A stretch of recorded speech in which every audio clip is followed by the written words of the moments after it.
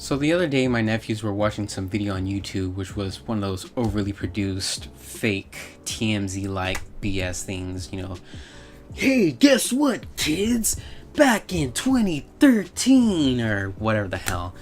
And they're talking about the PS3 and the Xbox 360 and Blu Ray versus HD DVD, and I don't know who the fuck wrote it, but it didn't seem like they were even there. I was there. I was a teenager when it was happening. And because DVDs were the big thing, and then so they're like, oh, well, guess what? We got HD for you. And with HD, we got a new disc for you. Well, we actually got 2 new discs for you. You got to guess which one's the best one. We have HD DVD and Blu Ray. And of course, everybody had DVD. So they're like, well, HD DVD seems to make sense. What the fuck is Blu Ray, right? But then the tech people kind of looked into it, and they're like, well, Blu-ray actually stores more data than HD DVD, so Blu-ray seems a little bit better, but just by a little bit. At that time, they were also trying to be more affordable to consumers. So the Xbox 360 released by itself, and you can get an HD DVD attachment for extra. So because of this, the Xbox 360 was incredibly cheap compared to the PS3, which released at like $600 US. And so everybody went with the Xbox 360, well, after the Wii, because everybody went with the Wii, and the Wii was the best-selling one ever. And then when they went with the Xbox 360, and then they went with the PS3. But the PS3 was so expensive because the Blu-ray player was built into the console. So you paid for that brand new Blu-ray player and the PS3 and that new CPU that they're all talking about. They're like, oh my god, look at this brand new CPU, and you know, it's crazy and breaking and all that stuff. But so not many people bought PS3s. Game developers didn't really like developing for the PS3 because it was way different from the Xbox 360.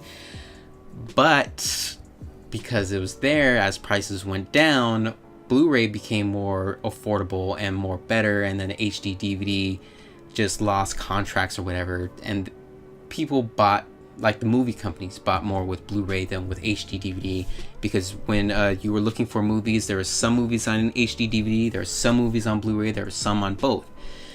And so some movie companies bought even more with Blu-ray, and then HD DVD died, and then it just went on clearance. And I remember watching G4 TV and stuff, and a guy called in and he was like, yeah, I'm still gonna get HD DVD. And the hosts were like, what? Why? Don't do it. It's stupid.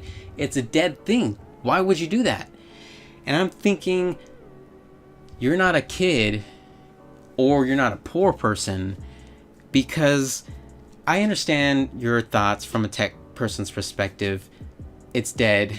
It won't have an upgrade path. But that is usually the way with a lot of tech. When you're poor, to make that leap to high definition for this clearance price because it's a dead format now, that's freaking awesome. Because I remember back then, around that time when they're still doing the HD DVD versus Blu-ray, that's when I barely bought my first HD TV. It was not 1080p, it was 768p. Or something like that, 1368 by 7, whatever. It was stupid resolution. It was $700 for 32 inches, plus the $600 PS3. Oh yeah, and then it was like a Magnavox. It was off name brand, of course. Plus $600 for PS3, plus the Blu-rays were like $30 each, and all that stuff. So of course it's gonna add up and be crazy expensive, and that's why people wanted to go with HD DVD even after it died. Because they wanted to see that difference. And that was the story with HD DVD versus Blu-ray. And fucking guy who was talking about it didn't know what the hell he was talking about.